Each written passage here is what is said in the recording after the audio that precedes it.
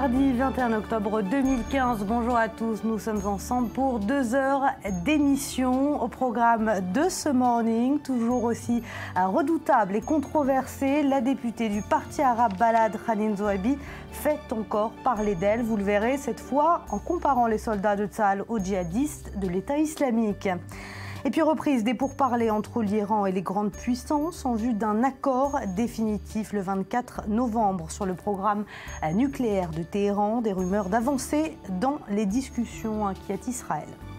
Et puis est-ce le grand retour du Hezbollah chiite libanais à la frontière israélienne? On reparlera de ces changements de tactique et des implications régionales.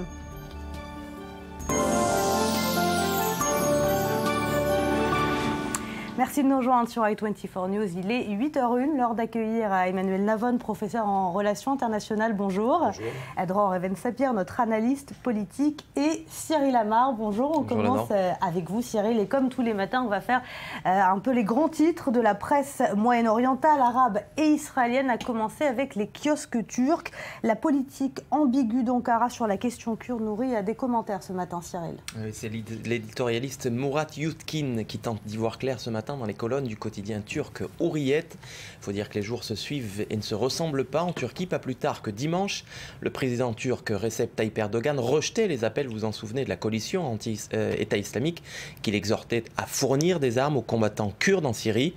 Erdogan qui ne s'est pas privé pour l'occasion d'accuser le PYD d'être une entité terroriste. Et voilà qu'hier, Eleonore, par la voix de son ministre des Affaires étrangères, Ankara annonce son intention de laisser passer les combattants kurdes d'Irak, les fameux Peshmerga, par son territoire pour rejoindre donc les Kurdes de Syrie à Kobané. Pas question toutefois de fléchir sur la question des Kurdes de Turquie, nous dit Murat Yutkin, avec qui Ankara est en conflit, vous le savez, depuis 1984. Ceux-là, eux, ne pourront aller prêter main forte à leurs frères de Kobané. Vous l'aurez donc compris, Eleonore, pour la Turquie, il y a les bons Kurdes et les mauvais Kurdes. Les bons, c'est les Kurdes irakiens qui, eux, n'ont aucune revendication, évidemment, revendication territoriale, vous l'aurez compris, sur la Turquie. Alors Turquie, toujours avec ce fait divers qui pourrait tourner à la crise diplomatique entre Ankara et Téhéran. Ouais, Serena Chehim, c'est le nom de cette journaliste que vous allez voir apparaître sur votre écran. Elle est américano-libanaise. Elle a été tuée dimanche dans un accident de la route à la frontière syro-turque. Elle couvrait donc les événements à Kobané. Un simple fait divers, me direz-vous, relaté ce matin par nos confrères du quotidien libanais en langue française L'Orient le jour. Eh bien, pas vraiment, puisque pour son employeur, la chaîne iranienne Presse TV, l'accident semble plus que suspect. Et pour cause, vendredi, la journaliste aurait exprimé sa peur d'être arrêtée par les services secrets turcs. Les services de renseignement qui, selon ses dires, la suspectaient d'être une espionne et du fait de ses reportages sur la position ambiguë, vous l'avez dit, des Turcs à l'égard des djihadistes de l'État islamique. Et toujours selon Presse TV, Serena Chehim détenait des informations sur l'infiltration en Syrie de militants via la frontière turque. La femme qui en savait trop, donc, et qui aurait donc payé de sa vie un professionnalisme jugé gênant par les autorités turques. Voilà, affaire à suivre. Alors dans la presse palestinienne à présent, on s'inquiète d'un projet de loi qui viserait à diviser les esplanades des mosquées. Voilà, c'est en une du quotidien pro-Hamas Palestine qui paraît à Gaza, la coupole dorée de la mosquée Al-Aqsa, flanquée de ce titre, l'occupation, comprenait Israël, s'apprête à faire passer un projet de loi pour diviser l'esplanade des mosquées. Selon le journal, le législateur israélien souhaiterait assouplir les conditions d'accès des Juifs à l'esplanade où se trouve la mosquée Al-Aqsa, mais également, rappelons-le, le mont du Temple qui est également sacré dans le judaïsme. Une telle loi ferait exploser la région dans son ensemble, selon le Fatah, qui était réuni hier soir pour son conseil révolutionnaire à Ramallah et dont le communiqué était publié ce matin in extenso sur le site de l'agence de presse palestinienne Wafa. Allez, enfin en Israël, c'est la politique intérieure qui est à l'honneur et certains prévoient même la fin du gouvernement Netanyahou. Les citoyens israéliens seront-ils appelés aux urnes au printemps prochain dans le cadre d'élections anticipées? Eh bien, c'est bien probable, affirme ce matin le quotidien en ligne Ynet.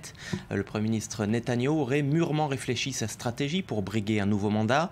Des élections primaires tout d'abord au sein de son parti, le Likoud, à la fin du mois de novembre, et puis faire passer, entériner le budget de 2015 et enfin courtiser ses anciens alliés, les partis parti ultra-orthodoxe pour former son prochain gouvernement. Et signe de ce rapprochement, nous dit le commentateur du Ynet, Benjamin Netanyahou vient de bloquer les jours derniers un vote du gouvernement sur la réforme de la conversion au judaïsme, sur la décentralisation de la conversion au judaïsme. Alors Emmanuel Navon, est-ce qu'on doit vraiment s'attendre à la fin de l'ère Netanyahou ou finalement ce sont seulement les prémices d'un quatrième gouvernement sous Benjamin Netanyahou? Je pense qu'il est à prévoir un quatrième gouvernement de Netanyahou. Je crois que Netanyahou a prouvé qu'il maîtrise bien le livre de Machiavel, Le Prince, qu'il sait très bien survivre politiquement. C'est ce qu'on lui reproche d'ailleurs, de tout faire pour sa survie, dans le seul but de sa survie politique. C'est ce que reprochent beaucoup d'hommes politiques, mais tous les hommes politiques sont là pour survivre politiquement. Donc ils sont simplement jaloux de sa capacité à survivre, je dirais. Mais je pense qu'effectivement, sa stratégie aujourd'hui est d'avancer les élections. Il est en train de reconstituer son alliance historique avec les partis orthodoxes et il se rapproche également de Naftali Bennett pour s'assurer la recommandation de ces partis vis-à-vis du président pour le nommer Premier ministre aux prochaines élections. Donc je pense que l'estimation selon laquelle nous nous dirigeons vers des élections anticipées au printemps est très probable. Alors hier marquait quand même un grand changement sur la scène politique israélienne, c'est l'apparition de Moshe Kahlon qui déclare qu'il va commencer un nouveau parti juste avant les élections. Est-ce que l'apparition de ce Moshe Kahlon qui était le ministre de la Communication et qui était quand même une grande figure du Likoud, qui a quitté le Likoud, est-ce que ça pose une réelle menace sur Benjamin Netanyahou, sur la survie de Benjamin? Je ne pense pas que la déclaration en fait officielle, parce qu'on savait que Moshe Kahlon allait créer son propre parti, donc hier il l'a annoncé officiellement, je ne pense pas qu'elle est en mesure de remettre en cause la possibilité d'un prochain mandat pour Benjamin Netanyahou à la tête du gouvernement. Simplement le fait que Moshe Kahlon ait choisi cette période pour annoncer son entrée en politique n'est évidemment pas un hasard. À l'époque où on parle beaucoup du coût de la vie en Israël, et c'est son principal cheval de bataille. Et Moshe Kahlon, qui a des sens très aigus en politique, a bien compris que... C'est lui qui a révolutionné d'ailleurs les télécoms il y a quelques années. Effectivement. Donc ça... et il a bien compris, comme on vient de le dire avec Emmanuel Navon, que la possibilité d'élections anticipées au printemps prochain commençait à se faire de plus en plus réelle. Et donc il a bien choisi son moment. C'est pas une surprise, hein. Encore une fois, c'est tout sauf une surprise. On savait que Kahlon allait présenter son parti. La seule question, c'est à qui il va prendre des voix. Est-ce qu'il va prendre des voix à son ancien parti, le Likoud, peut-être aussi au parti chasse, ou davantage au parti centriste ou de centre-gauche, notamment à celui d'Yair Lapid, qui lui aussi avait fait son succès politique, avait basé son succès politique sur les frustrations sociales. Ça dépendra peut-être aussi de qui rejoindra Moshe Kahlon au sein du Likoud. Est-ce qu'on doit s'attendre à des défections ? Les sondages, en tout cas, pour l'instant, indiquent quelque chose de très clair. La chose suivante, c'est que Moshe Kahlon ne prend quasiment aucun mandat au Likoud, son ancien parti. En revanche, selon les sondages, en revanche, la principale victime politique de Moshe Kahlon, d'après les mêmes sondages encore une fois, ce sera Yair Lapid. Parce que Yair Lapid, qui finalement a créé son parti, sa carrière politique sur la révolte sociale de 2011, aujourd'hui se trouve dans la position du méchant, entre guillemets, qui est ministre des Finances, qui fait les coupes budgétaires. Qui n'a fait aucun changement. Et qui, bien entendu, on s'aperçoit qu'après 2 ans dans son poste, est-ce que le coût de la vie a diminué? Pas du tout.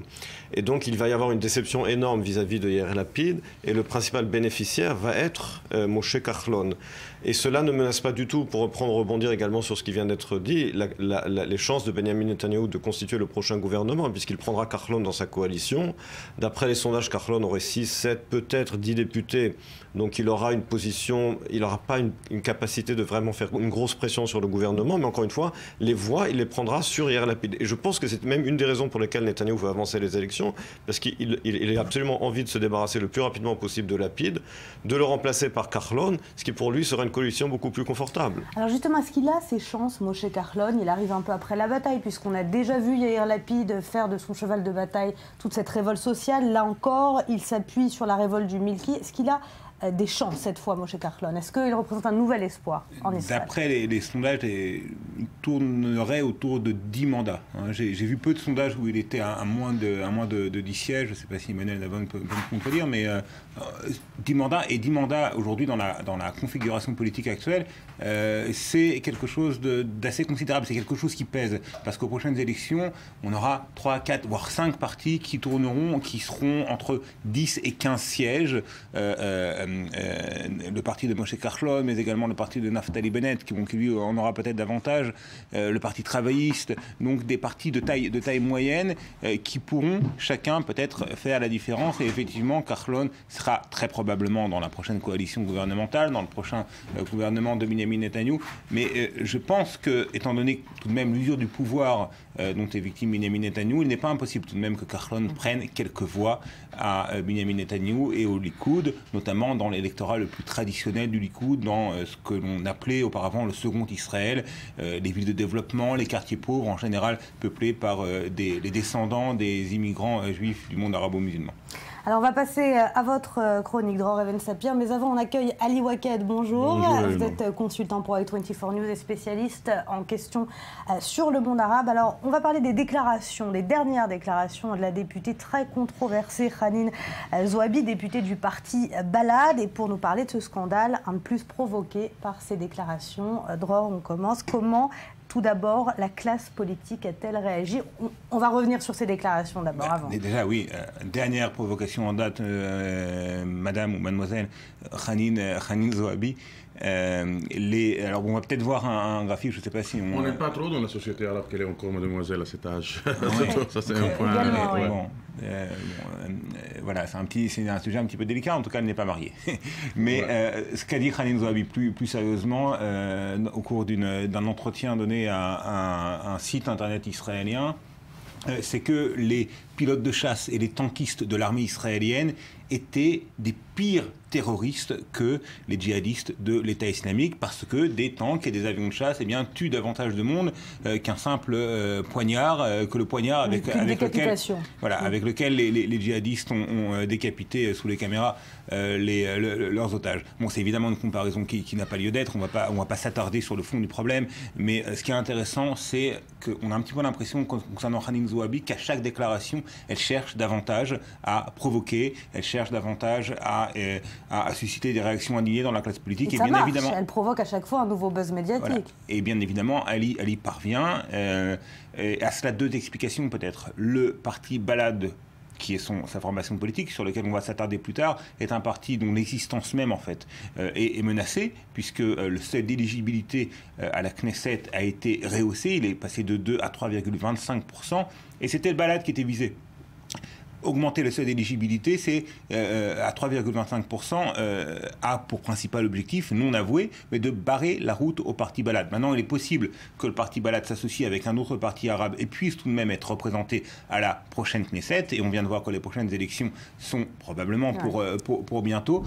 Donc, on a un petit peu l'impression que Hanine Zouabi lutte pour sa survie politique, d'une part, et d'autre part, et ça, c'est peut-être plus profondément, les Arabes israéliens, Ali Waked va peut-être me confirmer, en tout cas je l'espère, s'intègrent tout de même de plus en plus à la société israélienne. Et ça va à l'encontre de l'idéologie même, et ça va à l'encontre et le nord de l'idéologie même du Balad et de Hanine Zouabi, qui prône un nationalisme arabe, voire même un panarabisme, qui va contre l'intégration des Arabes israéliens à la société israélienne. Je suis d'accord avec Dror Even-Sapir que les Arabes de plus en plus s'intègrent, mais là, la revue, la façon dont Dror a présenté les déclarations de Hanine Zouabi reflète d'une manière la manque de compréhension de la part de l'opinion publique israélienne et peut-être étrangère sur la façon dont pense la population arabe. Il faut dire deux choses. La population arabe, à sa très grande majorité, accepte le contenu de la déclaration de Hanine Zouabi. La très grande majorité de la population arabe pense que les pilotes israéliens et les commandants des tanks, etc., sont des assassins. Ça, c'est quand tu vas dans un café, quand tu vas au marché, ils sont tous d'accord pour que ce qui a été commis à la bande de Gaza, c'était des crimes de guerre commis par des assassins. C'est que la population arabe n'accepte pas, dans la déclaration de Hanine Khalil Zouabi, le fait d'être dit dans des moments où la population arabe est soupçonnée d'être un cheval de Troie au sein de la société israélienne. C'est une population qui cherche à s'intégrer donc et renonce à cette tonalité très radicale de la part de Khalil Zouabi. Khalil Zouabi ne représente pas forcément la majorité de la population arabe israélienne. Khalil Zouabi, dans les élections de la plus grande ville arabe en Israël, elle a eu un score de 3% à Nazareth, elle a eu un score de 3%, ça c'est un. Deux, mais il ne faut pas oublier que Khalil Zouabi est représenté à la Knesset, il y a 100 000 électeurs arabes parmi les Elle a été suspendue pour 6 mois. Hein. Oui, parmi les 350 000 arabes qui ont voté dans ces élections, il y a presque le tiers qui a voté pour le parti de Khalil Zouabi. Mais même au sein du fil nationaliste, au sein de la population arabe, pas tout le monde est d'accord avec le rythme des déclarations de Khalil Zouabi. Emmanuel Navon, elle a sa place, Khalil Zouabi, à la Knesset, au Parlement israélien aujourd'hui?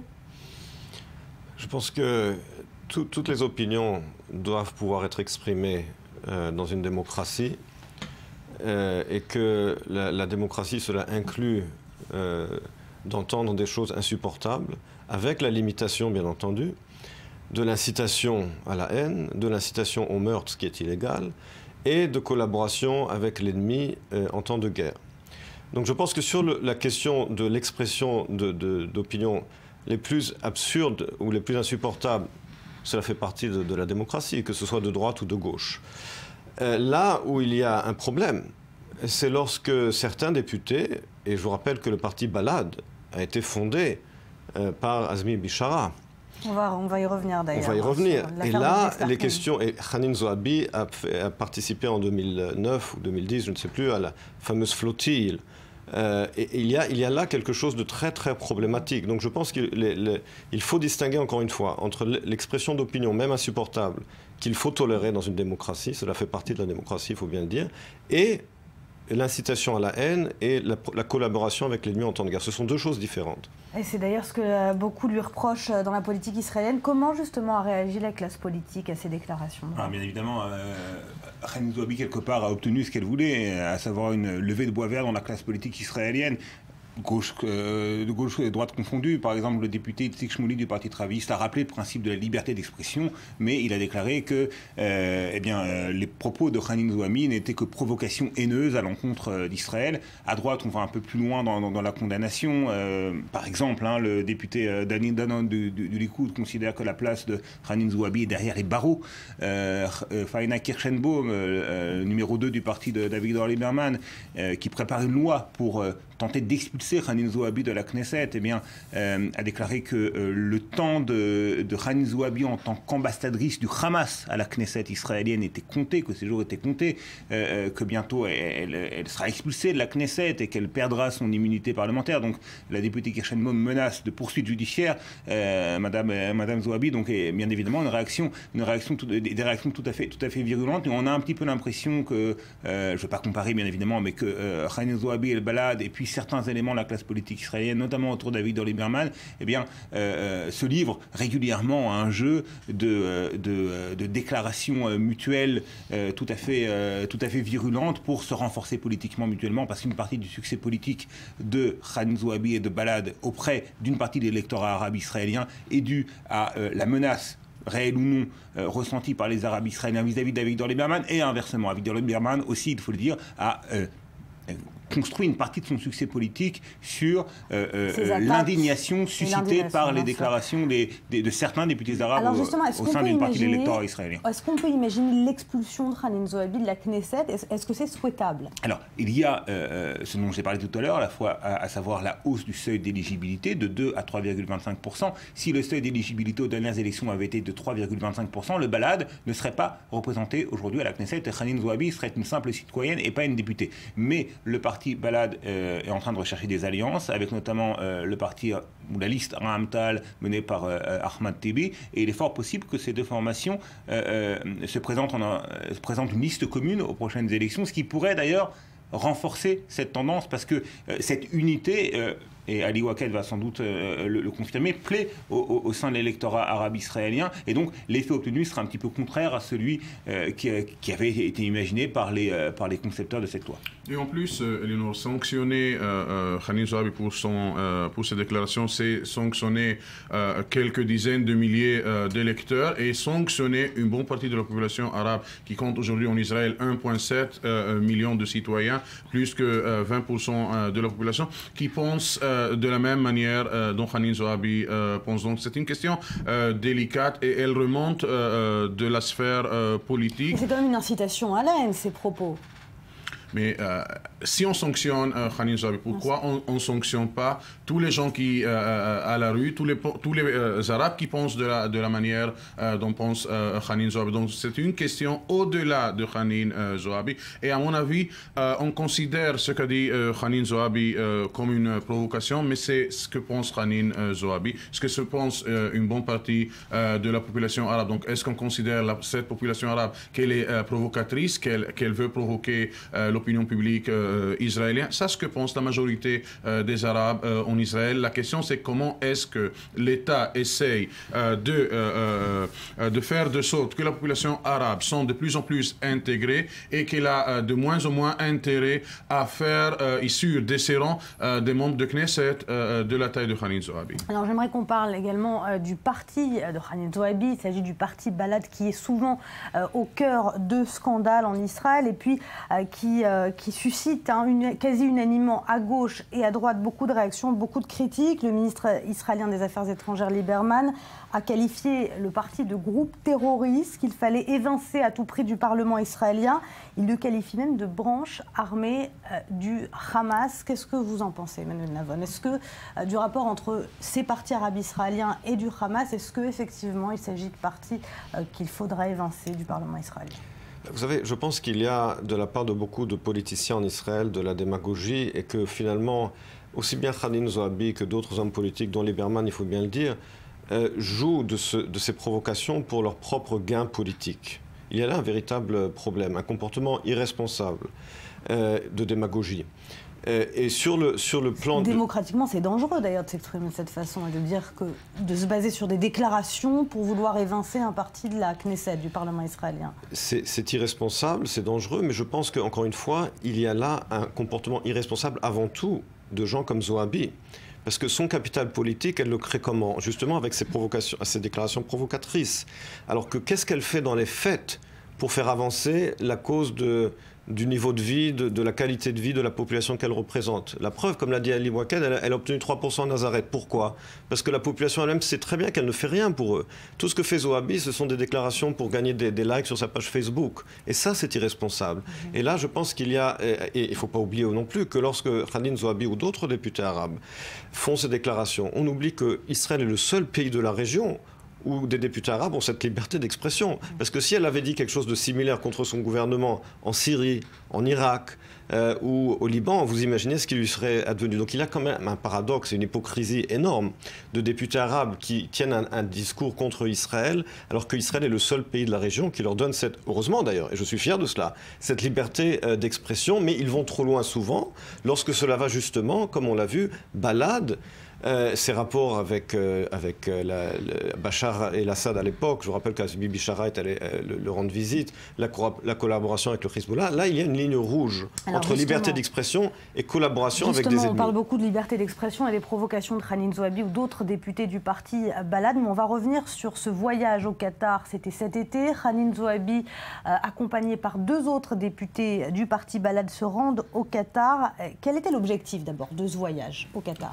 Il y a de temps en temps des consultations entre les membres de Knesset du parti Balad avec le fondateur du parti Azmi Bishara. Azmi Bishara qui assis sur les robinets de l'argent qatari envoie de temps en temps des sommes importantes d'argent. Et hier on a discuté sur les fonds que Azmi Bishara a envoyé au Bnei Sakhnin, ce club arabe-israélien qui est dans la première division israélienne. C'était un meeting pour discuter des questions partisanes. Mais officiellement, le titre était d'assister à une conférence organisée par les Qataris, une conférence régionale, mais le vrai but, c'était de rencontrer le fondateur du parti pour discuter des questions politiques à l'intérieur de l'État d'Israël. Maintenant, Eleonore, dire que pour certains, le parti Balad est considéré comme une branche du Hamas, ça n'a pas de sens du point de vue de la science politique. Il s'agit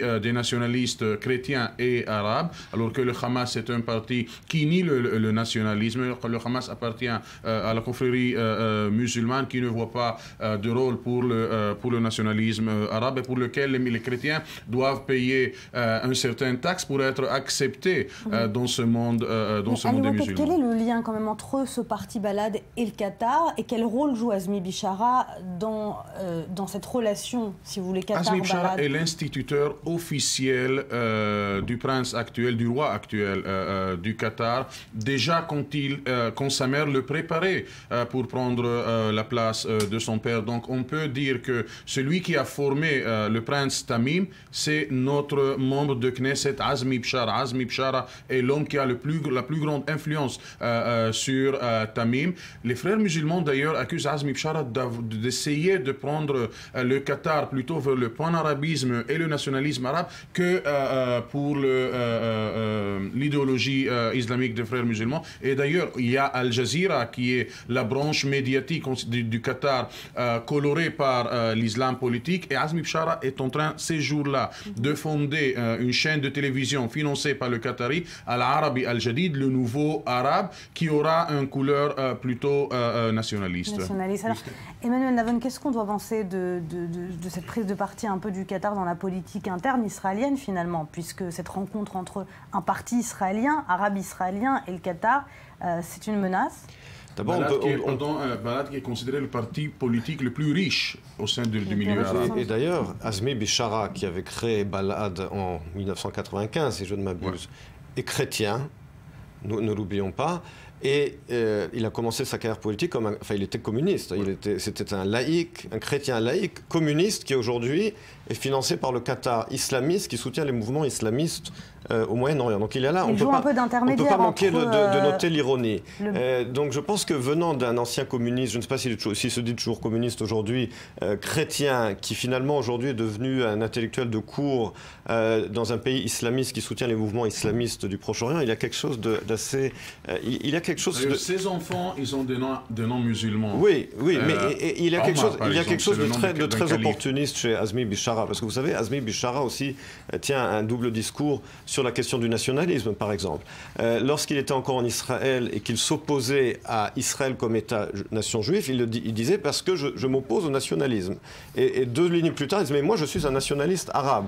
Donc il ne s'oppose pas à ce qu'il y ait un État arabe, un État-nation arabe des nations arabes. Non, il est nationaliste, il s'en revendique et il en est fier. Il n'y a que pour les Juifs que le nationalisme est une idéologie qu'il faut abandonner complètement. Il y a beaucoup de contradictions et d'opportunisme chez Azmi Bishara, et cela, il faut ajouter également l'aspect financier, parce qu'il gagne bien sa vie au Qatar. Jusqu'à il n'y a pas longtemps, il continue de recevoir, sa pension de la Knesset en tant qu'ancien député. On va revenir justement sur les contradictions au sein du monde arabe. Pourquoi Azmi Bishara a quitté Israël ? On va vraiment devoir s'arrêter, mais on y reviendra, je vous le promets, restez avec nous.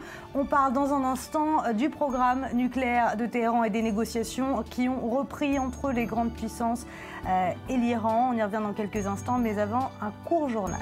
À tout de suite.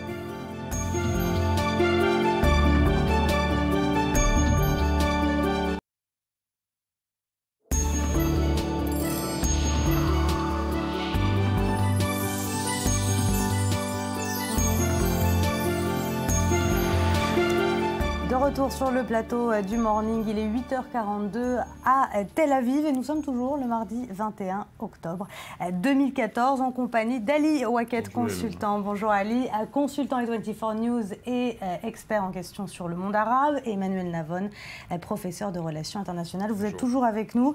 On va parler de l'Iran et de la reprise de ces négociations sur le programme nucléaire iranien qui commencent peut-être à porter leurs fruits, on va le voir. C'est du moins ce que laisse entendre certains responsables iraniens et occidentaux. Hier, un rapport de l'agence atomique de l'AIEA a rapporté que l'Iran avait en effet tenu ses engagements, mais voilà, plusieurs points importants restent toujours en suspens, en particulier la capacité que l'Iran conserverait après un accord de produire de l'uranium enrichi et sur le rythme également de la levée des sanctions. On voit ça tout de suite avec Elsa Mouri, on en reparle après. En matière de politique étrangère, c'est le sujet épineux dont Barack Obama aimerait pouvoir se débarrasser. L'accord sur le nucléaire iranien devrait garantir la nature exclusivement pacifique du programme nucléaire de Téhéran en échange de la levée des sanctions économiques internationales. Mais Barack Obama n'est pas censé prendre seul cette décision. Un vote du Congrès américain est nécessaire, en théorie seulement, car le président américain veut passer outre ce vote en cas d'accord avec l'Iran. Cependant, une décision définitive devrait, elle, être approuvée par un vote du Congrès. Et d'après les experts, le Congrès ne voterait pas une telle motion.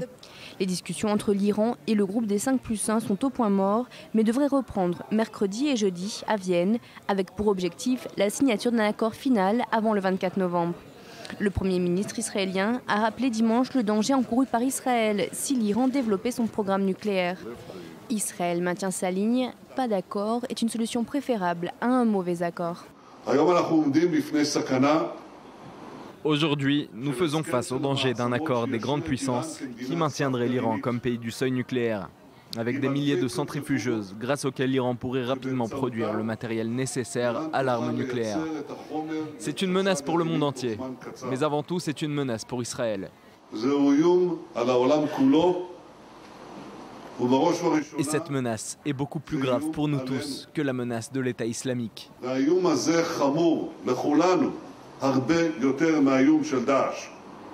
Benyamin Netanyahou a également rappelé qu'il craignait que l'Iran ne développe des activités nucléaires secrètes. D'après la CIA, au cours des 10 dernières années, 3 programmes nucléaires secrets ont été découverts en Iran. Alors on sait à quel point Israël et le gouvernement israélien craint ce rapprochement et craint un accord. Il y a quelques temps, le discours de Barack Obama sur l'Iran était quand même très clair, très intransigeant. Les positions américaines sur le nucléaire iranien étaient très intransigeantes. Qu'est-ce qui a changé depuis ? N'oubliez pas que Barack Obama, nous sommes au mois d'octobre, à des élections dans un mois, les midterms au Congrès. Et là, il risque de perdre complètement les 2 chambres. Ce qui signifiera qu'il deviendra ce qu'on appelle un lame duck, il aura 2 ans à tenir en étant minoritaire au Congrès.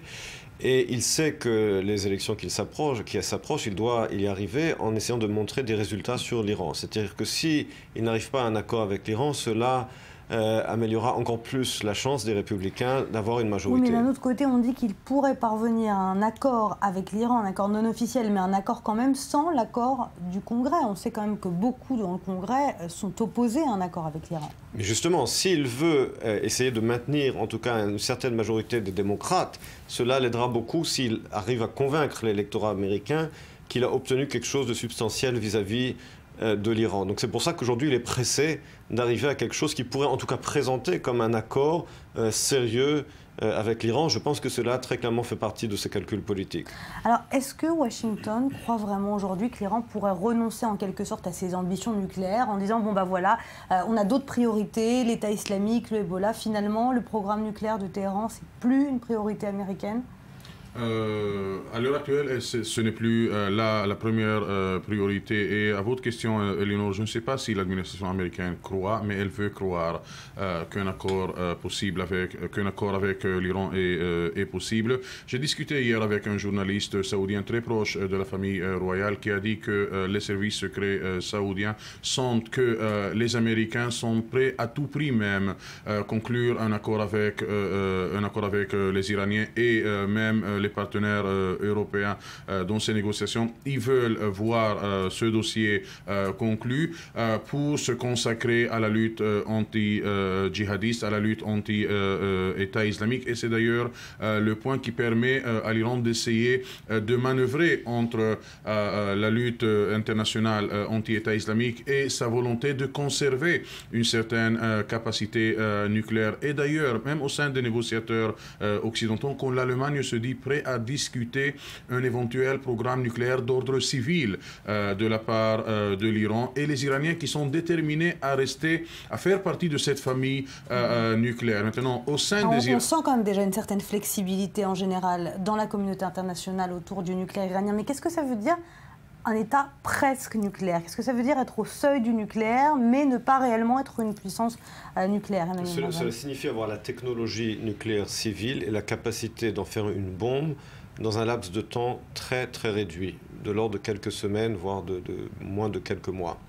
Et cela, c'est le cœur du contentieux entre Israël et les pays occidentaux, dans la mesure où un pays seuil, dans le cas de l'Iran, c'est quelque chose qui est tolérable pour les États-Unis et pour l'Europe, parce que les États-Unis pensent qu'ils auraient la capacité d'arrêter l'Iran de passer à la phase d'avoir l'arme nucléaire, mais pas Israël. C'est ça qu'Israël ne veut pas vivre avec un Iran qui serait au seuil. Les États-Unis peuvent vivre avec un Iran au seuil. C'est ça le cœur du contentieux, cette capacité de switcher dans un laps de temps qu'on ne peut pas arrêter entre le potentiel et l'actif. Et ça, Israël ne peut pas l'admettre, les États-Unis, oui. L'histoire montre qu'il y a peu de pays quand même qui sont restés au seuil. La plupart des pays qui étaient au seuil sont devenus des puissances nucléaires. Finalement, Ali Waqued, est-ce que les États-Unis pensent réellement que l'Iran peut abandonner ses ambitions nucléaires militaires? Non. Les États-Unis et la communauté internationale comprennent que l'Iran, un de ces jours, essayera de renouveler son programme nucléaire militaire si jamais ils vont l'arrêter parce qu'il y avait un accord conclu. Mais pour compléter ce que a dit Emmanuel Navon, pardon, c'est que même les pays du Golfe Persique, les pays arabes, sans doute de la vraie intention iranienne et ne croient pas que l'Iran va arrêter au seuil Ils sont contre d'ailleurs.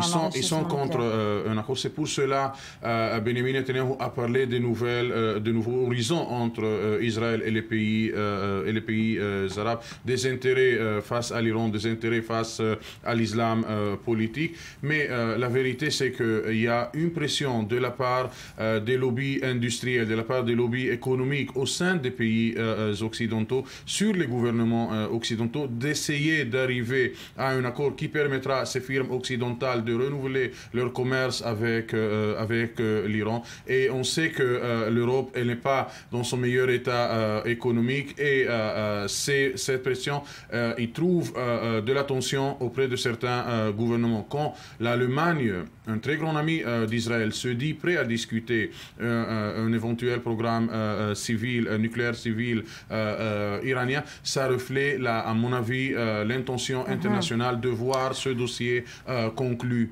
Alors, il y a quand même des responsables israéliens qui sont exprimés en disant qu'il ne vaut mieux pas d'accord du tout qu'un mauvais accord. Mais qu'est-ce que c'est un mauvais accord pour Israël?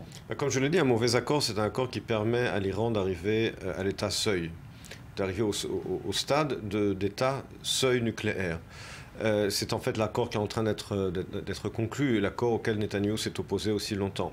D'un autre côté, il faut bien reconnaître que Netanyahou est quand même parvenu à faire rentrer ce sujet au cœur de l'arène internationale.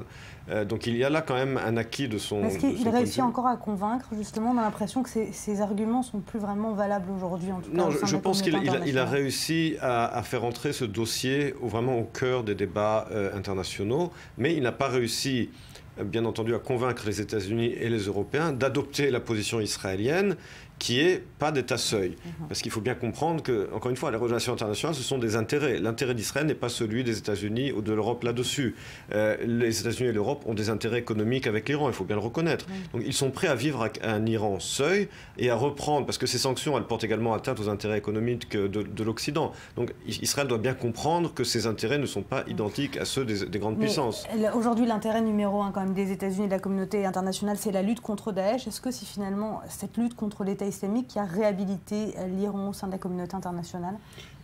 Et l'Iran aimera voir ça se passer. L'Iran se dit prête à faire partie de cette coalition ou au moins de l'effort international, mais elle veut être rémunérée par cette monnaie de son dossier nucléaire et Israël n'aimerait pas voir ça, mais il y a une tendance au sein des pays européens de voir cette équation. L'Iran qui fera partie de la famille internationale en ce qui concerne la lutte anti-État islamique. Cette même communauté sera prête à payer en monnaie nucléaire iranienne pour voir l'Iran faire partie de cet effort. L'Iran maintenant, elle est en première ligne, soit en Irak, soit au Yémen, face aux forces djihadistes, son allié, le Hezbollah, en Syrie et au Liban, il est contre les djihadistes.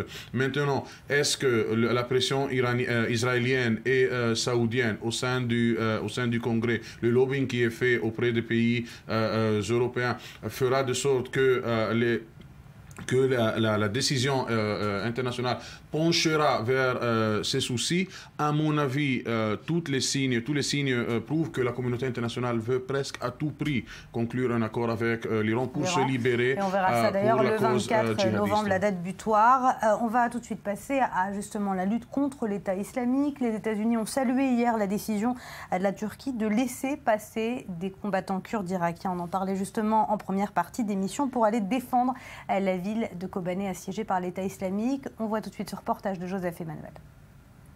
Un soutien longuement attendu qui arrive enfin.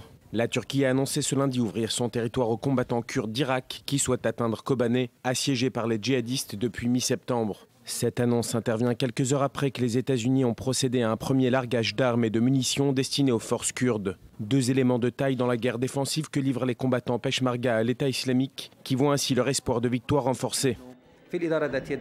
Nous, au sein de l'administration démocratique autonome, saluons et remercions la coalition internationale et nous souhaitons la poursuite de la coopération pour renforcer la résistance de Kobané dans les prochains jours. Des espoirs qui n'atténuent pas la violence des combats. Après 2 attaques suicides dans le nord de Kobané, les djihadistes ont lancé un assaut sur tous les fronts de la ville. La prise de cette ville kurde par les djihadistes serait un trophée stratégique comme symbolique. Et les frappes aériennes sont observées avec soulagement par de nombreux réfugiés kurdes. Depuis cette colline située en Turquie, ils suivent les combats des rues de Kobané dans une impuissance douloureuse teintée de prière. Nous venons ici pour les aider. Nous prions Dieu pour qu'ils aient la force de gagner. J'espère que Kobané ne tombera jamais. Des mots pour soutenir, mais surtout des mots pour continuer de croire que celle que l'on nomme désormais la Stalingrad du Moyen-Orient retrouvera prochainement le silence de la paix. Une paix encore lointaine. Cette nuit, la ville irakienne de Karatapa, à 50 km de la frontière iranienne, était attaquée par le mouvement islamiste. Alors on sait qu'aujourd'hui le Premier ministre irakien est en Iran pour une visite et pour s'assurer du soutien de l'Iran dans la lutte contre l'État islamique. C'est exact ? L'Iran est déjà dans cette lutte, surtout sur le sol irakien, quel est mais l'objectif notamment de la visite du Premier ministre? de coordonner les positions, de voir cette lutte, de voir la situation de l'armée irakienne. Mais Eleonore, je veux me tarder un peu sur cet enthousiasme international du fait que la Turquie a laissé passer des combattants kurdes. Il s'agit des combattants kurdes de l'Irak et non pas syriens. Et on sait aussi que la Turquie est peut-être le pays le plus grand investisseur dans le Kurdistan irakien. Donc la Turquie a des intérêts économiques et financiers, mais selon tous les signes, la Turquie permettra ce soutien kurde à Kobané jusqu'à la limite où les Kurdes menaceront les intérêts kurdes turcs, jusqu'à un point où la Turquie va voir que la situation va se développer à une demande d'autonomie ou une demande d'indépendance des Kurdes entre la Syrie et la Turquie. Donc c'est un moyen d'envoyer un message à la communauté internationale qui est agacée de la position turque, mais c'est un très petit pas qui ne va pas vraiment changer la situation stratégique. On voit quand même que cette situation entre la Syrie et l'Irak et la lutte contre l'État islamique réunit des intérêts extrêmement différents. Est-ce qu'aujourd'hui, par exemple, les États-Unis ont réellement besoin de l'Iran dans sa lutte contre l'État islamiste? Je pense qu'il ne faut pas exagérer le rôle soi-disant clé de l'Iran contre l'État islamique. Et il y a là une situation de trompe-l'œil. Pourquoi? Parce que oui, l'Iran est chiite et l'État islamique est sunnite. C'est vrai. Mais il ne faut pas oublier quand même le rôle ambigu qu'a joué l'Iran pendant de nombreuses années vis-à-vis de l'État islamique. N'oubliez pas non plus que, Ali l'a rappelé tout à l'heure, finalement aujourd'hui, l'Irak, depuis la chute de Saddam Hussein, est de facto devenu un satellite de l'Iran. Et l'une des raisons de l'émergence de l'État islamique, c'est la frustration des sunnites avec leur exclusion du pouvoir par le pouvoir chiite à l'époque de Al-Maliki, qui était soutenu par l'Iran. Donc l'Iran a quand même une part de responsabilité assez importante dans l'émergence de l'État islamique, dans la mesure où l'Iran était intéressé dans cet affaiblissement de l'Irak pour mieux contrôler ce pays. Donc l'Iran a eu un rôle ambigu vis-à-vis de l'État islamique, et le présenter aujourd'hui comme un allié incontournable pour lutter contre l'État islamique, il ne faut quand même pas exagérer. Merci beaucoup Emmanuel Navon, merci Ali Waquet d'avoir été avec nous. Restez ici, on revient dans quelques minutes. On parlera du Hezbollah et du changement de tactique du groupe chiite. Restez avec nous, c'est à nous dans quelques minutes.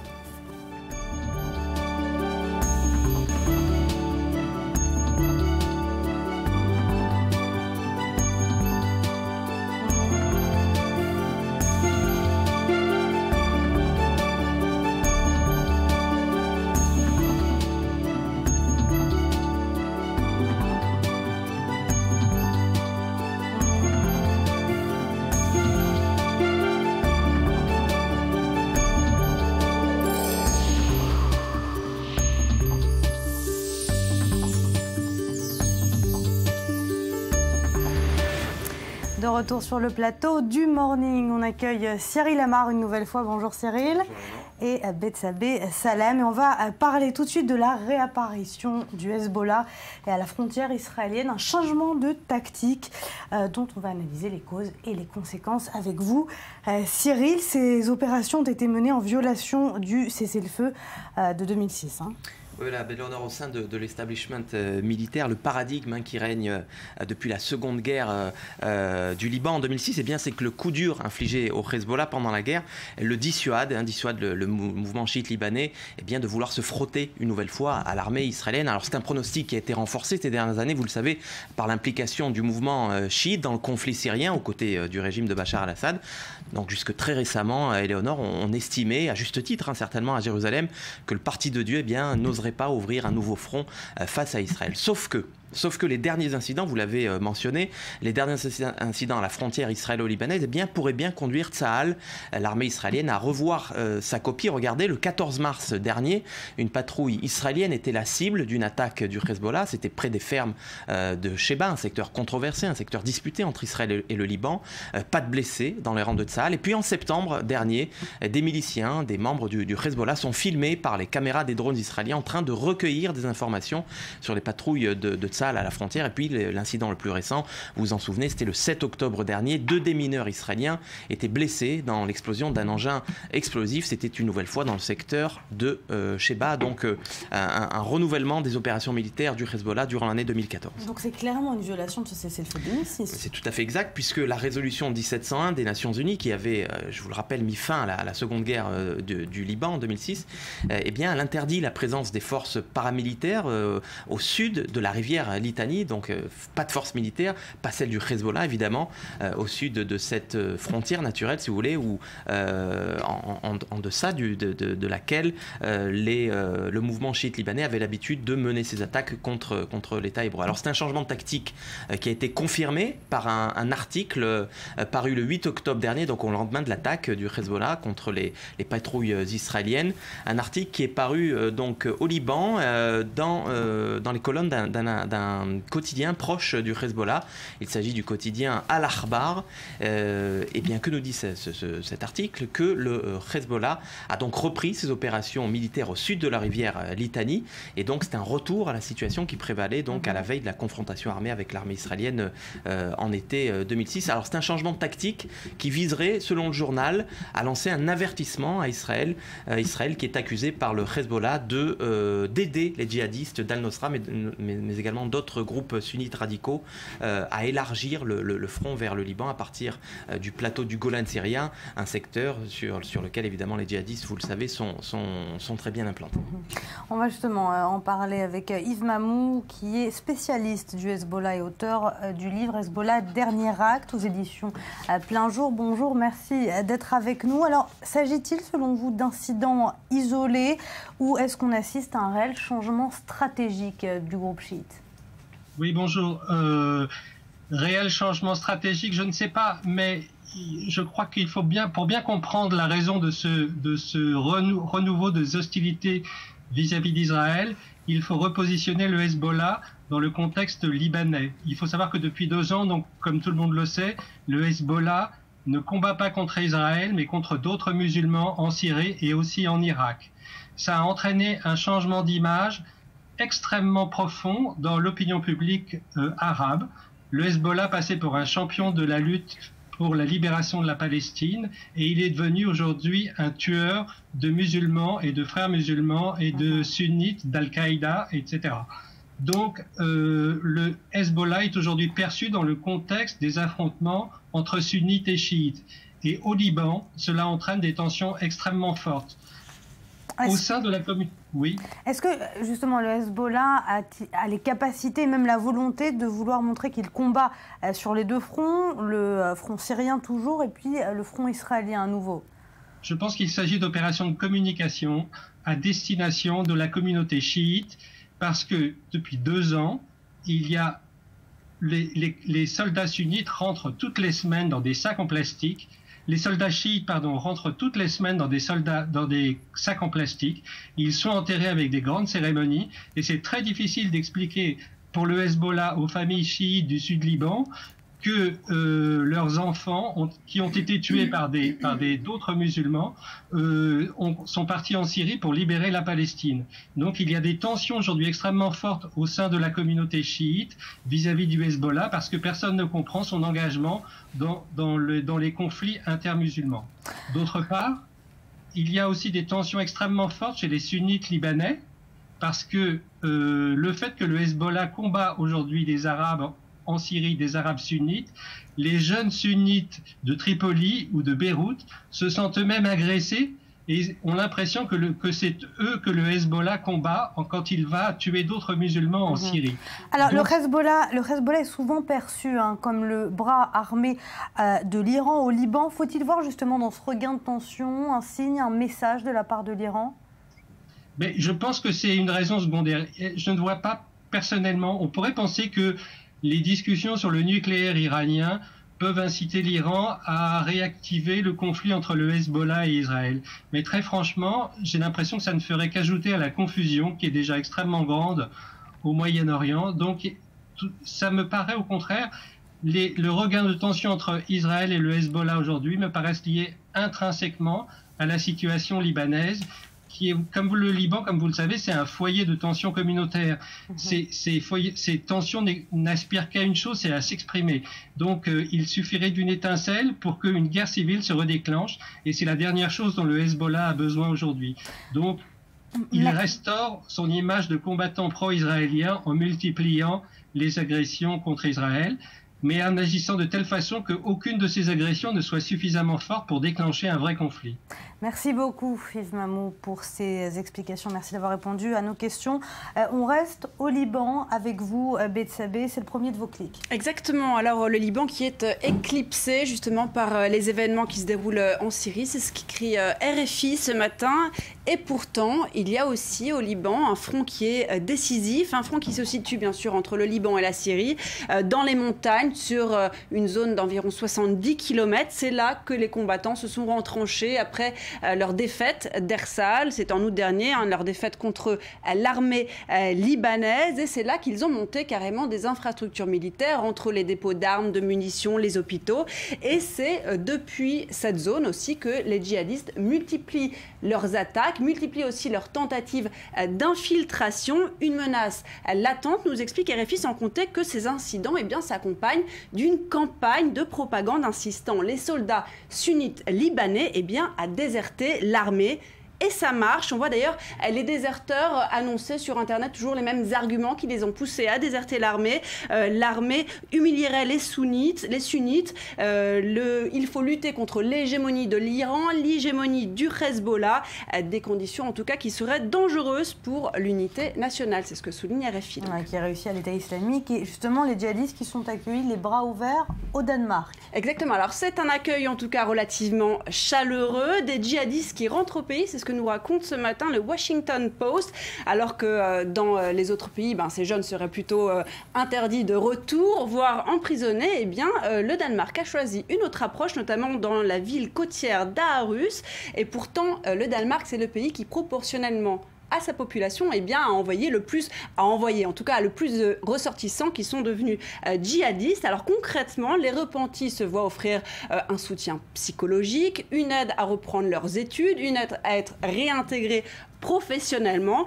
Conséquence, bien sûr, sur place, tout le monde n'est pas enchanté, les gens ont peur, on critique cette attitude, même si Tala, qui est le nom d'emprunt d'un jeune ex-djihadiste de 21 ans qui était interrogé par la presse, assure « Nous ne sommes vraiment pas dangereux ». Non, Daesh, c'est juste les gens qui décapitent et mettent les têtes sur les poteaux. C'est quand même particulier quand on sait que tant de pays européens essayent justement de limiter le retour de ces djihadistes qui rentrent de Syrie et d'Irak. Bon, c'est une autre approche, peut-être plus réussie. Alors, on part à Londres avec un couple homosexuel qui a été prié de descendre. Voilà, il a été jeté du bus, selon les médias. C'est un tout petit peu exagéré. En tout cas, c'est ce que raconte le Guardian. La scène, en fait, se déroule donc à Londres, dans le sud-est de Londres. Il s'agit plus précisément d'un smack, donc d'un bisou sur les lèvres entre deux adultes consentants, homosexuels, sauf que le chauffeur n'a pas du tout aimé. Certains vous diront qu'en fait, il était jaloux. Peu importe. En tout cas, il a dit « Et vous deux, ne faites pas votre truc sur votre bus ou descendez, je ne veux pas voir ça. » Alors d'abord, le couple a pensé que ça s'adressait même pas à eux, ils n'ont pas pu croire que ça s'adressait à eux, ils ont quand même voulu vérifier juste avant de descendre, et là effectivement ça s'adressait bien à eux. Le chauffeur en remet alors une couche: c'est mon bus, c'est mes règles, c'est dégoûtant, sortez de là. Je vous ai quand même enlevé les quelques mots pas très appropriés. Alors l'Independent en profite de cet événement qui fait beaucoup de bruit dans les médias et pas seulement en Angleterre pour publier un papier sur une homophobie qui serait rampante dans la capitale britannique, une homophobie qui émènerait aussi bien des collègues, des voisins que de sa propre famille. Et on parle non seulement d'insultes, de harcèlement, mais aussi d'agressions physiques. Alors parfois, il vaut mieux vivre au Danemark à proximité d'un ex-djihadiste. En tout cas, pendant ce temps, notez qu'aux États-Unis, au nord-ouest des États-Unis, le Washington Times, cette fois-ci, nous annonce que la ville de Coeur d'Alene, c'est dans l'état de l'Idaho, menace les pasteurs carrément de les incarcérer s'ils refusent de marier les couples homosexuels. On parle à présent de la mort de Christophe de Marjorie Betsabé. Exactement. Alors on aurait pu parler au passage de la mort aussi cette nuit d'Oscar de la Renta, qui est mort lui d'un cancer à l'âge de 82 ans. Il est devenu, nous raconte le New York Times, une étoile parmi les autres qu'il a habillé. Plus inattendu cette nuit, c'est la mort de Christophe, donc de Marjorie. Il est mort, on le rappelle, à Moscou. Son avion privé a percuté une déneigeuse. Il a consacré sa vie, en tout cas sa carrière, à Total. Les médias reviennent en masse dessus et c'est l'occasion pour les quotidiens français de ressortir leur portrait qu'ils avaient tous dressé un jour ou l'autre de cet homme. En mai 2009, pour Libération, jovial et prolixe, il tentait d'humaniser l'image du groupe Total, un groupe qui était critiqué. Il est bavard, il est ouvert, il ne se cache pas quand il est question de son propre salaire. Et au contraire, lui qui vient d'une grande famille fortunée, il fustige la relation culpabilisante avec l'argent qui règne en France. Un homme bien né, insiste Le Monde. Le quotidien a ressorti son portrait de février 2007 à l'image de Big Moustache, donc comme on l'avait surnommé. Le quotidien dresse un portrait à la plume tout aussi jovial que l'homme. Je cite: l'officier de l'armée britannique des Indes aurait gardé cette curieuse moustache en pétard comme seul souvenir de son passage au service de Sa Majesté. Donc on insiste sur le caractère de cet homme. Et alors Total dans tout ça, la multinationale est aujourd'hui, attention, dans le top des 20 entreprises mondiales les plus puissantes, et Marjorie n'y est bien sûr pas pour rien. Allez, en quelques secondes, on part pour le Brésil, c'est le dernier clic. Alors si vous êtes en manque d'inspiration, Éléonore ou Cyril, pour vos CV, qui sait, un professeur de design a eu l'idée de faire réaliser à ses élèves de l'école des Beaux-Arts de Sao Paulo un CV à la présentation originale. Regardez, ce sont en fait les textes informatifs de tous les packs de lait de jus ont été remplacés par les informations des étudiants, donc des potentiels candidats à un travail. Donc vous avez toutes sortes d'informations un peu parties sur les briques. Alors attention, ça ne pourrait ne pas s'arrêter là. Selon le professeur designer brésilien qui a quand même bossé pour entre autres Fiat et Nestlé, c'est un projet qui a de l'avenir. Voilà, ça peut donner de l'inspiration. On va tout de suite parler de ces nombreux aéroports qui ont décidé de procéder à des contrôles sur leurs passagers en provenance d'Afrique, des contrôles autour du virus Ebola. Vous l'aurez compris, c'est le cas à l'aéroport Ben Gurion de Tel Aviv, comme l'a constaté Maxime Pérez. Regardez. Des contrôles sanitaires comme au temps des grandes vagues d'immigration sur le sol américain. À l'aéroport Ben Gurion de Tel Aviv, c'est ici que sont contrôlés les passagers en provenance d'Afrique, par crainte qu'ils ne soient porteurs du virus Ebola. On ne peut pas dire qu'on est confronté à quelque chose d'exceptionnel. C'est déjà arrivé avec d'autres grippes. Notre travail, c'est de vérifier que le passager n'a pas plus de 38 de fièvre ou d'autres symptômes. Et si c'est le cas, il y a d'autres vérifications à faire. On sait comment agir. En fonction des vols, 2 équipes se relayent chaque jour dans ce terminal très peu utilisé par les autorités aéroportuaires. Si un malade est identifié, il est plus facile de le transporter vers un hôpital israélien, sans créer de mouvement de panique. Le processus se déroule de manière assez simple, il est rapide. Dans ce terminal, les autobus arrivent, on fait entrer et sortir les passagers sans encombre. Et jusqu'à présent, tout cela ne nous a pas pris plus de 5 à 7 minutes. Tout le monde est ensuite reconduit au terminal principal.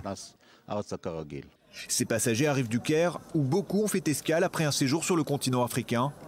Avec l'aide d'un thermomètre au laser, ils sont contrôlés les uns après les autres. En 10 minutes, l'opération est terminée. Les voyageurs se prêtent au jeu. Ça se passe bien, on est très impressionnés par la façon dont Israël s'organise face à Ebola. Aucun vol ne relie directement Tel Aviv à la Guinée, le Libéria et la Sierra Leone, les 3 pays d'Afrique les plus touchés par le virus Ebola. Mais Israël ne prend aucun risque à ses frontières et les mesures de prévention devraient encore rester en vigueur de longues semaines. Voilà, à suivre, focus sur ces femmes qui se battent pour porter le foulard traditionnel, le hijab, un mouvement qui a vu le jour en Australie. On y revient dans quelques minutes, à tout de suite.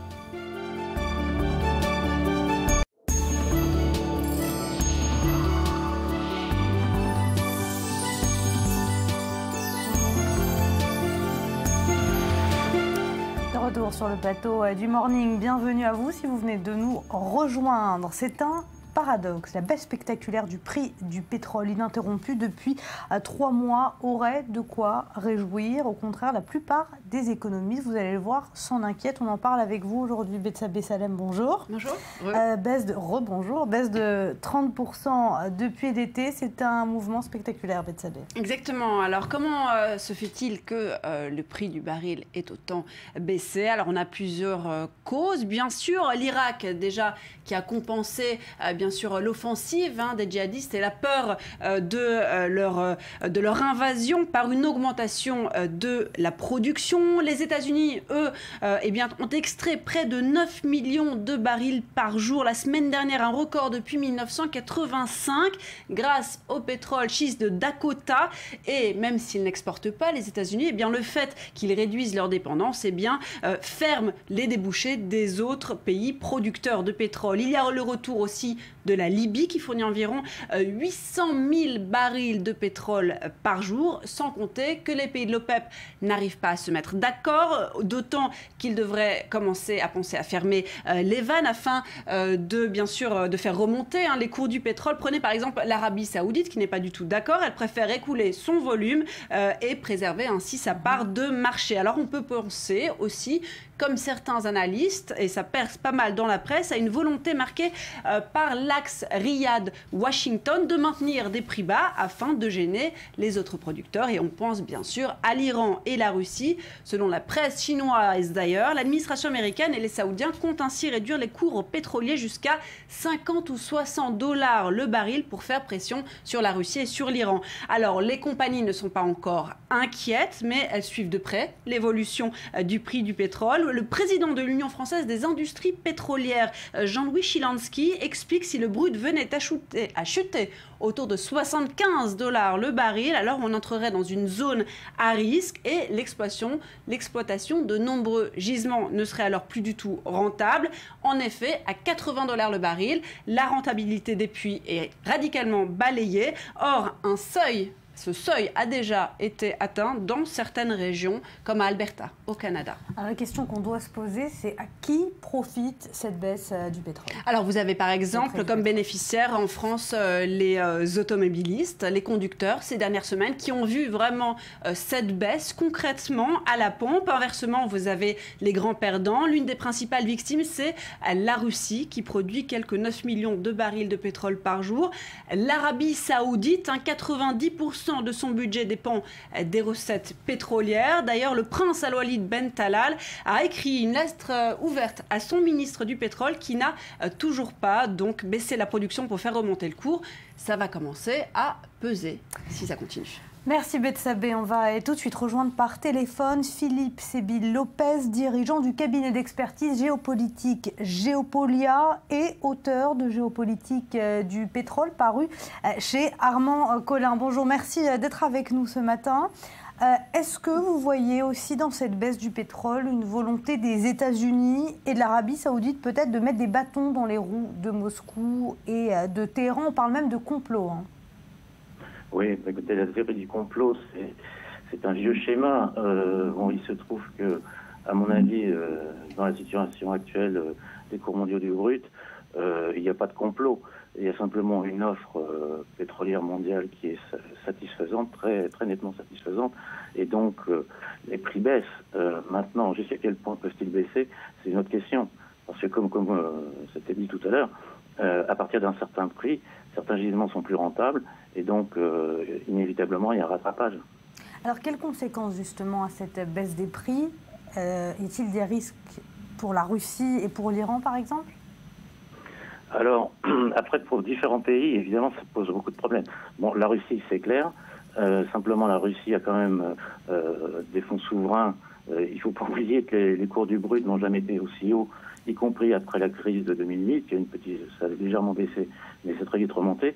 Et donc, ça fait des années que les producteurs ont pu engranger un trésor de guerre, on va dire, et donc leurs fonds souverains sont bien alimentés. Les plus mal lotis, si on peut dire, sont plutôt le Venezuela et l'Iran. Effectivement, l'Iran, pour des raisons de sanctions, donc ses exportations ont été fortement réduites, et donc une baisse des prix s'ajoute au volume. Est-ce que les marchés financiers doivent s'inquiéter de cette baisse des prix du pétrole? Si vous voulez, comme vous le disiez tout à l'heure, pour les consommateurs, c'est une bonne nouvelle. Pour les compagnies, c'est évidemment un peu différent. Certains bruts, les shale oil aux États-Unis, vous avez des coûts de production qui sont entre 60 et 80. Vous avez par exemple 82% de la production de shale oil aux États-Unis n'est plus rentable au-delà, en dessous de $60. Donc, évitablement, si le baril venait à descendre en dessous des 60, ces puits seraient fermés. Donc, ou produiraient vraiment au minimum et seraient plus rentables. Donc, quand je dis qu'il y a un phénomène de rattrapage inévitable au bout d'un certain temps, il faut le temps pour les marchés de l'analyser, de le prendre en considération. Bon, je ne parle pas des risques géopolitiques par ailleurs. Merci beaucoup Philippe Sébil Lopez d'avoir répondu à nos questions. Je rappelle que vous êtes dirigeant du cabinet Géopolia et auteur de Géopolitique du pétrole. Allez, on passe à un autre sujet. À l'heure où l'islam se retrouve souvent pointé du doigt et assimilé aux djihadistes, un mouvement se développe, vous allez le voir sur les réseaux sociaux. Il est parti d'Australie, il est composé de femmes et il vise à défendre le droit justement des femmes musulmanes à porter le hijab, le fameux foulard traditionnel. Les explications d'Ayman Sheikh et de Julia Ganancia. Wish, une nouvelle campagne lancée sur le net, rassemble des dizaines d'Australiennes en soutien à la population musulmane du pays. Wish, acronyme de Femmes solidaires du hijab en anglais, a démarré sur Facebook. Sur cette plateforme, des femmes de toute confession se prennent en photo portant le hijab, le voile traditionnel musulman, recouvrant la tête et le buste. Cette campagne a été suivie par de nombreuses personnalités comme la députée travailleuse Julie Owens ou la présentatrice de l'émission matinale Studio 10, Jessica Rowe. Objectif, dénoncer une série d'attaques contre des femmes musulmanes en Australie. Il y aurait eu au moins 30 attaques islamophobes à Sydney et à Brisbane depuis les raids antiterroristes. Une situation qui n'a fait qu'empirer après les menaces qu'a proférées l'organisation terroriste de l'État islamique contre l'Australie. Des menaces qui ont provoqué un tollé dans le pays. Les appels à la violence dirigés contre l'Australie et d'autres pays n'ont aucun fondement religieux et doivent être rejetés. Mais la campagne Wish n'est pas la seule à vouloir légitimer les musulmans dans la culture populaire. Marvel, le géant du comic book américain, s'apprête à lancer une nouvelle série avec pour héroïne une adolescente musulmane. Kamala Khan, une jeune américaine musulmane d'origine pakistanaise, deviendra donc le nouveau visage de la série Miss Marvel et la première héroïne musulmane de l'univers Marvel. D'après les créateurs, la série suivra les aventures de Kamala dans sa lutte contre le mal, mais explorera également ses conflits familiaux et religieux. Alors que la réputation de l'islam est durement affectée par les exactions djihadistes, un élan culturel semble naître, cherchant à restaurer l'image de marque des musulmans, une image moins radicale, celle d'un étrange super-héros. Voilà, c'est l'heure de la revue du web de Rudy Saada. Bonjour Rudy. Bonjour. On va commencer avec les réactions sur Internet suite à la disparition brutale de Christophe de Margerie, le PDG de Total. Oui, c'est de loin le sujet le plus commenté sur le Twitter francophone ce matin. C'est un concert de louanges sur le net de la part du monde de l'entreprise et de la classe politique qui salue l'entrepreneur, mais aussi et surtout l'homme. Alors, à l'image de ces déclarations du Premier ministre Manuel Valls qui sont reprises dans ce tweet, pour qui Christophe de Margerie a incarné l'esprit et le goût d'entreprendre. Alors, pour Valentin Détou, qui est un élu UMP, Total perd un grand PDG, la France un grand ambassadeur, et il adresse ses condoléances à la famille et à l'entreprise. Christophe Girard, maire du 4e arrondissement de Paris, parle d'un homme puissant, amical et truculent, et dans ce concert de louanges et d'hommages, le pavé jeté par Gérard Filoche du Parti Socialiste, qui fait partie du bureau national du PS,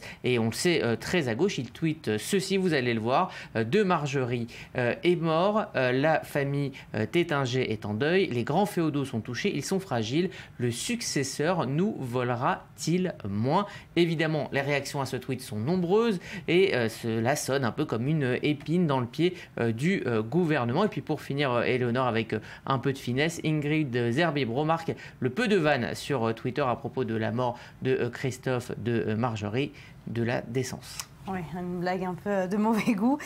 On part en Iran, du côté d'Ispahan, où un groupe d'extrémistes s'est attaqué aux femmes qu'ils jugent non correctement voilées avec de l'acide. Oui, et cette campagne de haine est partie des réseaux sociaux iraniens. Il y a une semaine, le 15 octobre, une femme de 27 ans au volant de sa voiture a été attaquée à l'acide par un gang de mystérieux motards. Le blog du Monde Kayani nous apprend que quelques jours auparavant, des messages menaçant les femmes, je cite, mal voilées d'Ispahan avaient commencé à circuler un petit peu sur les réseaux sociaux et donc ont mené au final à ces attaques. Depuis, la ville vit dans la terreur de ces attaques. Il y aurait déjà 8 victimes défigurées, tout simplement car elles ne respecteraient pas assez scrupuleusement la loi islamique. Alors le blog fait aussi remarquer que cette campagne de terreur intervient alors que l'on discute en ce moment même au Parlement iranien d'un renforcement de la marge de manœuvre de ces groupes de gardiens de la révolution, gardiens des mœurs, qui sont en charge de faire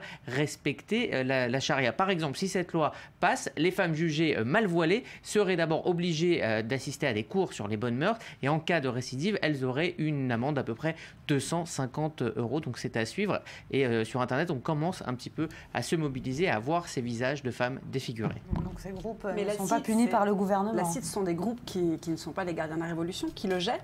Ce sont de mystérieux. Alors ce sont des groupes extrémistes qui veulent faire pression sur le gouvernement iranien parce que Rouhani lui-même avait promis une libération. Mais ils ne sont pas poursuivis par les autorités. Non, pour l'instant, il y a une enquête. Bon, on va parler de Facebook qui annonce cette semaine une nouvelle fonction qui pourrait être très utile. Oui, on attend toujours le fameux bouton « Je n'aime pas » de Facebook, on en parle toujours. Mais Facebook a annoncé l'arrivée du bouton « Je vais bien ». En clair, cette fonction qui s'appelle Safety Check sera activée en cas de tsunami ou de tremblement de terre dramatique. Le bouton apparaîtra si vous êtes géolocalisé dans cette zone, dans la zone du drame, et pourra automatiquement rassurer votre entourage. Facebook précise dans un communiqué que les ingénieurs du réseau social ont commencé à réfléchir à cette application après le tsunami qui avait frappé en 2011 le Japon, qui avait fait 18 000 morts. Donc le Safety Check qui sera bientôt mis en place. en place. Ils ont quand même pensé qu'il fallait avoir du réseau en plein tsunami. C'est évidemment le problème, c'est qu'il faut absolument avoir du réseau et du réseau 3G pour être géolocalisé. Ouais, c'est pas gagné. On retourne sur Twitter où une personnalité hier a fait une arrivée en grande pompe. Oui, en seulement 3 tweets et déjà 48 000 abonnés en moins de 24 heures, c'est la performance de Monica Lewinsky qui a donc inauguré son compte Twitter hier. Alors l'ancienne l'ancienne stagiaire de la Maison Blanche, mais elle est là pas pour rien. Sa vie a basculé, on s'en souvient, suite au scandale sexuel et sa liaison avec le président Clinton. Elle a déclaré être sur Internet pour lutter justement contre le harcèlement en ligne, car en 98, elle dit avoir été la première personne dont la réputation a été détruite par le net. Elle avait tenté de se suicider, elle avait traversé des années très difficiles et elle avait gardé le silence. Alors désormais, elle dit avoir tourné la page, elle donne des interviews et elle dit s'impliquer dans la défense des victimes d'humiliation et de harcèlement en ligne. Et donc, elle a reçu depuis 24 heures énormément de messages positifs.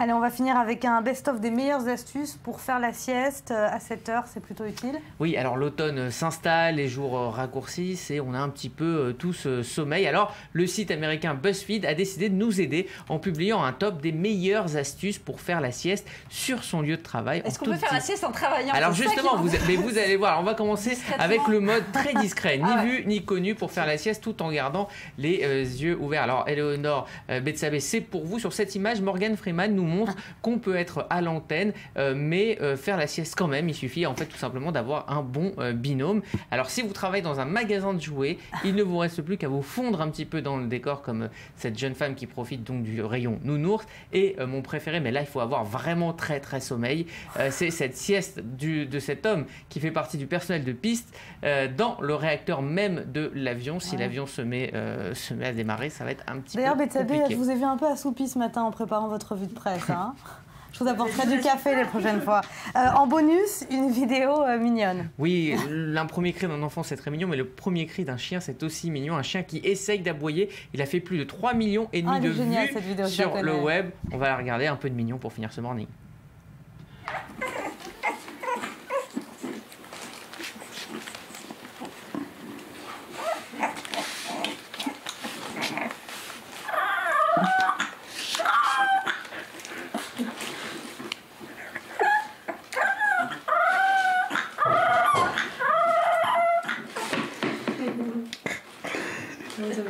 That was the cutest thing I've ever seen. Thanks for watching. If you like this video, please. Comment regarder cette vidéo sans rendre hommage à mon chien, puisque j'ai un bulldog anglais, moi aussi, Edmond. Donc bonjour à Edmond en passant. Et Betsabé était atterrée en regardant la vidéo. Atterrée, pourquoi Betsabé? Non, mais... Faut trouver que c'est moins mignon qu'un bruit d'enfant? Je suis pas très chien, mais... Mais on embrasse Edmond quand même. On embrasse Edmond quand même. Merci beaucoup. On embrasse Edmond quand même. Rudy pour cette vidéo très mignonne, effectivement. Merci Betsabé d'avoir été avec nous. C'est la fin de ce morning. Retrouvez-nous dès demain, même heure, même endroit pour une nouvelle émission. 2 heures d'actualité à décrypter en compagnie de nouveaux invités. La suite de vos programmes, c'est dans un instant sur i24 News.